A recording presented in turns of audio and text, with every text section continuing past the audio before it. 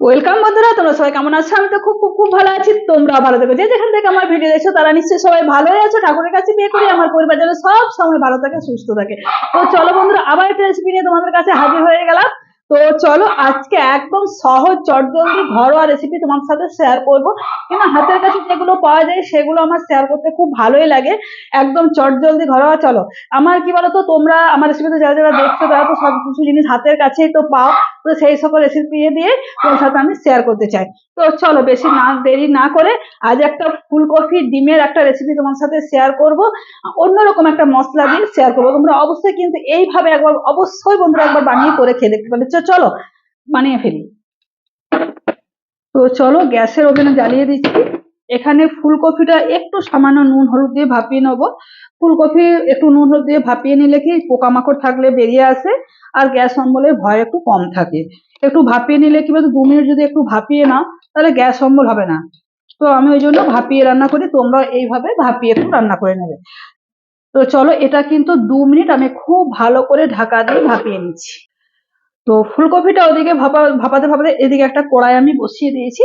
তো এই কড়াইতে খুব সামান্য অল্প একটু তেল দেবো। চলো, খুব সামান্য একটু আমি তেল দিচ্ছি। এর থেকে বেশি তেল একদমই আর দেবো না, কেননা পরে আমার আবার একটু আমি তেল ব্যবহার করব। পরে আবার একটু আমি তেল নেবো। তো খুব অল্প দেখো তেল দিয়ে দিয়েছি। তেলটা আসুক। তো তেলটা ওদিকে আমার গরম হচ্ছে, আর এদিকে দেখো 6টা আমি ডিম নিয়ে নিয়েছি। তো ডিমগুলো ভালো করে এইভাবে একটু ঝাঁকিয়ে নিচ্ছি, নুন আর হলুদ দিয়ে মাখিয়ে নিয়েছি। তোমরা চাইলে মাথা পিছু যে যেরকম আছো, যে যেরকম ডিম নিতে চাও তো দুটো খেতে পারো। তো আমি 6টা ডিম আমি ব্যবহার করছি। তোমরা মাথা পিছু যে যটা নেবে নেবে। তো খুব ভালো করে দেখো মাখিয়ে নিলাম। আর এদিকে কিন্তু আমার তেলও চলে এসছে। তো তেলের মধ্যে বন্ধুরা দেখো খুব সামান্য অল্প একদম মশলা দিয়ে রেসিপিটা শেয়ার করছি। দেখো, হাফ পেঁয়াজ, একদমই হাফ পেঁয়াজ নিয়েছি। আধখানা পেঁয়াজ আমি খুব ভালো করে দেখো এইভাবে কিন্তু আমি কেটে নিয়েছি। খুব ধীরে ধীরে ভাবে কিন্তু কেটে নিয়েছি পেঁয়াজটা। তোমরাও অবশ্যই এইভাবে কিন্তু কেটে নেবে। তো চলো পেঁয়াজটাকে খুব ভালো করে এইভাবে একটু ভেজে নেবো। তো বন্ধুরা দেখো পেঁয়াজের কালার আমার চেঞ্জ হয়ে এসছে। একদম সাদা মাঠা হালকা রান্নাটা তোমাদের সাথে শেয়ার করব।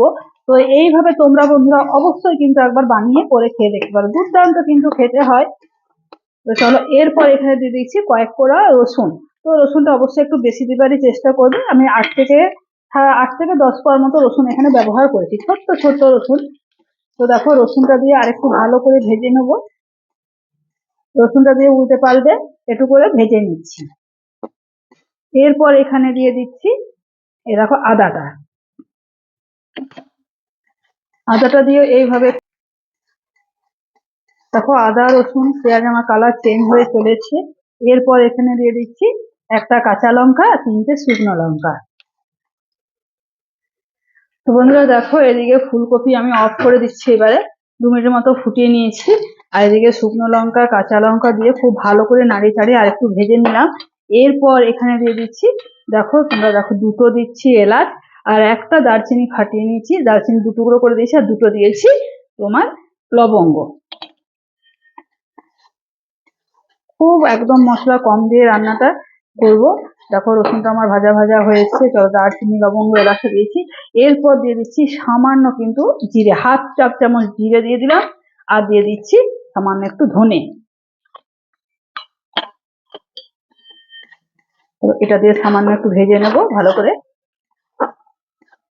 আর এদিকে চলো ফুলকপিটা জল ঝেড়ে নিই।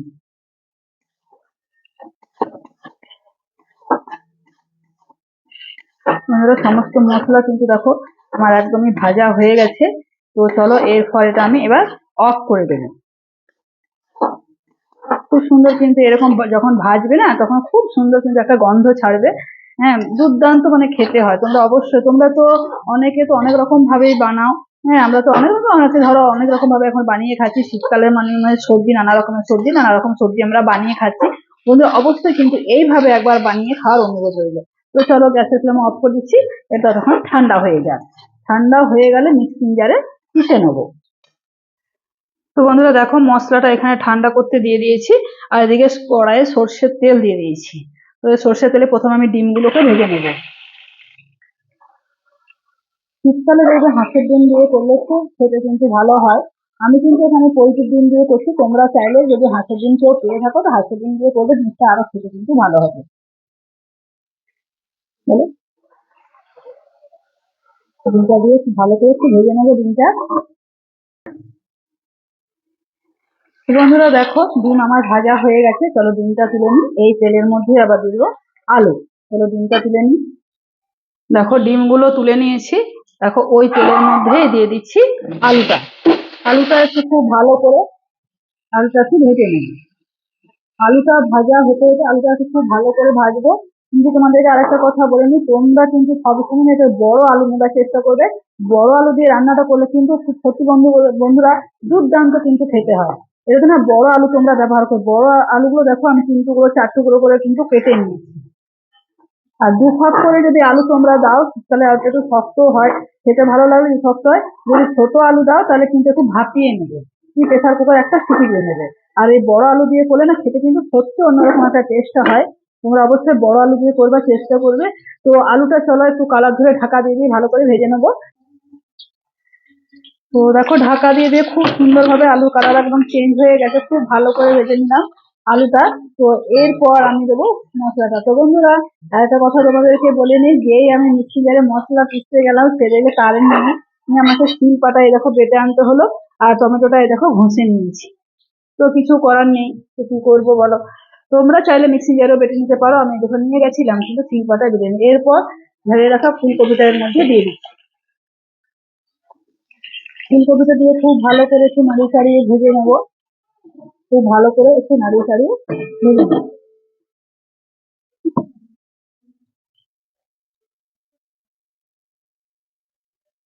তো ফুলকপিটা খুব ভালো করে ঢাকা দিয়ে দিয়ে ভেজে নিলাম। খুব ভালো করে দেখো ফুলকপির কালারও আমার চেঞ্জ হয়ে চলে এসছে। আর এটা এরপর দিয়ে দিচ্ছি টমেটো পেস্টটা। তো টমেটো পেস্টটা তোমাদেরকে বলে নিই, তোমরা যদি ঝোলটা একটু গাঢ় করতে চাও, গ্রেভিটা যদি কেউ গাঢ় করতে চাও তাহলে টমেটো পেস্ট দেবে, তবে গ্রেভি গাঢ় হয়ে আসবে। তো টমেটোটা দিয়ে দেবে, খানিকক্ষণ একটু ভেজে নেবো। তো টমেটো যে একটা কাঁচা গন্ধ, যেহেতু মশলাটা ধরো আমি ভেজে নিয়েছি তাই টমেটোর যে একটা কাঁচা গন্ধটা বেরিয়ে যায়। তো সেই জন্য আমি একটু ভালো করে নাড়িয়ে ছাড়িয়ে ভেজে নিচ্ছি। এই চলো আর একটু ঢাকা দিয়ে দিয়ে যাতে টমেটোর কাঁচা গন্ধটা বেরিয়ে যায় সেইভাবে ভালো করে তরকারিটা কষে নেবো। তো টমেটোটা দিয়ে খুব ভালো করে কিন্তু দেখো ঢাকা দিয়ে দিয়ে ভালো করে কিন্তু নাড়িয়ে ছাড়িয়ে কষে নিয়েছি। এরপর এর মধ্যে দিয়ে দেবো আমি স্বাদ মতো নুন। হলুদটা দিলাম, স্বাদ মতো নুন, স্বাদ মতো হলুদ, আর সামান্য একটু 1 দানা চিনি। এরপর দিয়ে দিচ্ছি এই দেখো বেটে রাখা মশলাটা। বেটে রাখা মশলাটা দিয়ে খুব ভালো করে এবার নাড়িয়ে চাড়িয়ে যতক্ষণ না আমার সুন্দরভাবে তেলটা রিলিজ করছে ততক্ষণ না ভালো করে নাড়িয়ে চাড়িয়ে কষে নেব। ঢাকা দিয়ে দিয়ে খুব ভালো করে মিনিট 4 মতো ভালো করে কষতে হবে কিন্তু।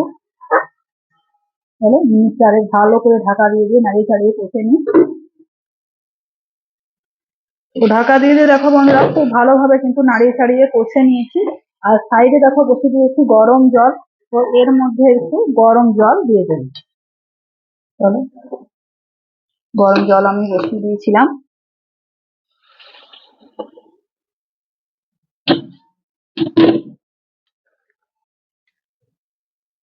শীতকালে যদি এই রেসিপিটা একবার খাও সত্যি বন্ধুরা দুর্দান্ত কিন্তু খেতে হয়। তো চলো গরম জল দিয়ে এবার মিনিট 2 মতো ফুটিয়ে নেবো। তো 2 মিনিট ব্রেক নিয়ে তোমাদের কাছে আবার হাজির হলাম। তো চলো এরপর এর মধ্যে দিয়ে দিচ্ছি ভেজে রাখা ডিমগুলো, আর সামান্য একটু জলে ভিজিয়ে রেখেছিলাম ধনেপাতা। শীতকাল মানে একটু ধনেপাতা দিলে তো সব জিনিস দেবে, খেতে খুব টেস্ট হয়। এটা ভাত দিয়েও খাওয়া যাবে, রুটি দিয়েও খেতে খুব ভালো লাগবে।